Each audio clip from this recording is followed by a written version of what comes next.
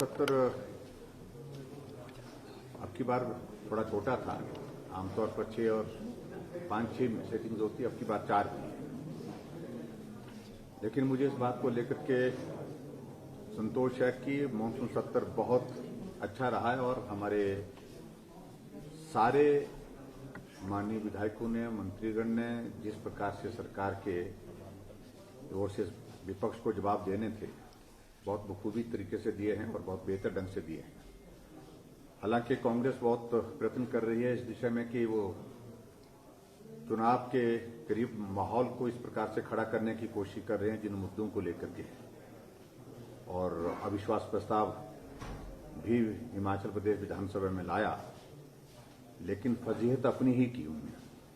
उनकी ओर से कोई भी आदमी दमदार तरीके से अपनी बात कह ही नहीं पाया, और कहने की स्थिति तब बन पाती है जब कहने के लिए कुछ हो।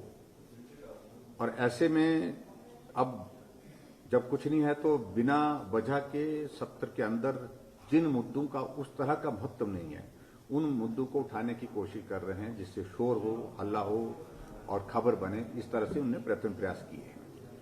मैं सिर्फ इतना ही कहना चाह रहा हूं कि विशेष तौर से आज का हमारा ये मानसून सत्र का अंतिम दिन है। इसके बाद स्वाभाविक रूप से सब हम लोग चुनाव में जाएंगे। चुनाव के पश्चात विधानसभा का, नई विधानसभा का गठन होगा, उस दौरान फिर अलग तरह से मिलेंगे।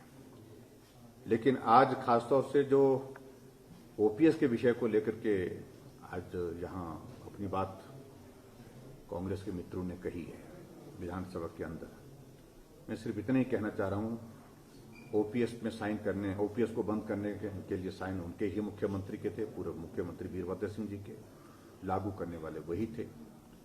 और उसके पश्चात अगर उनको लगता था कि हमारे से गलती हुई है तो 2012 में फिर इनकी सरकार बनी थी। 2003 में इन्होंने एमओयू साइन किया था और उसके बाद 2012 में फिर इनकी सरकार बनी, तो उस वक्त अपनी करेक्शन करते, उस वक्त अपनी गलती को सुधार करते, लेकिन फिर भी उसके बावजूद नहीं किया।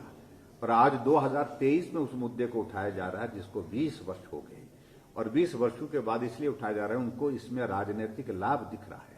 और जब राजनीतिक लाभ दिख रहा है तो स्वाभाविक रूप से जिस प्रकार से इस मुद्दे को उठाने की वो राजनीतिक मकसद की तरह के वजह से उठाने की कोशिश कर रहे हैं, तो मैं समझता हूं कि कर्मचारी अच्छी तरह से समझते हैं कि हिमाचल प्रदेश में ये ओपीएस लागू करने के लिए, ओपीएस को बंद करने के लिए कांग्रेस के ही नेतृत्व ने निर्णय लिया था।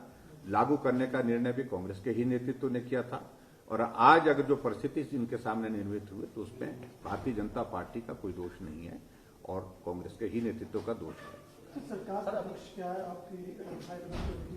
सरकार क्या सोचती है? ये देखिए, हम इस सारी चीज को लेकर के जो कमेटी कॉन्स्टिट्यूट की है उनके पास हमने कहा कि अगर कोई इसमें और कोई रास्ता निकलता है जिसमें समाधान का कोई गुंजाइश बनती है तो आप हमको बताएं, निश्चित रूप से उस पर विचार करेंगे।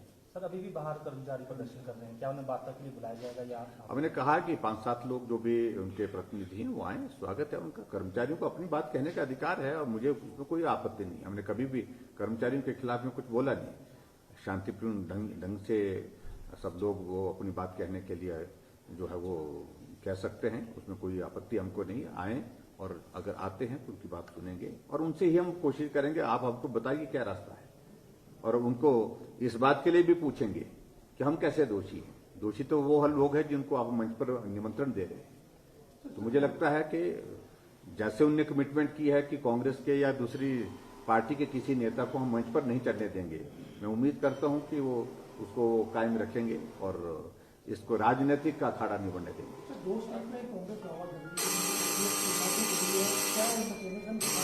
कुछ ने कागजी कार्रवाई फिर शुरू की है और कुछ उसमें होने वाला नहीं है।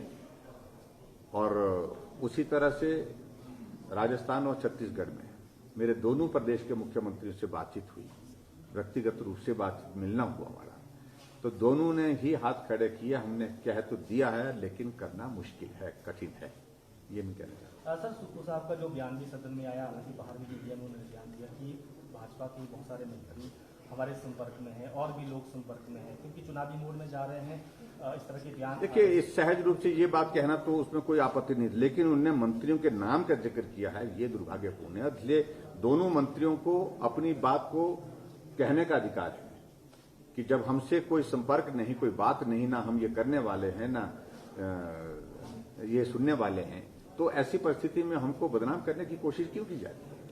और स्वाभाविक रूप से किसी भी व्यक्ति को गुस्सा आएगा। आखिरकार हम चुनाव में जाते हैं तो आदमी एक समाज के बीच में काम करने वाला अपनी एक छवि के साथ जाता है। इस प्रकार से छवि को नुकसान पहुंचाने का जो प्रयत्न किया है, जो दुर्भाग्यपूर्ण है।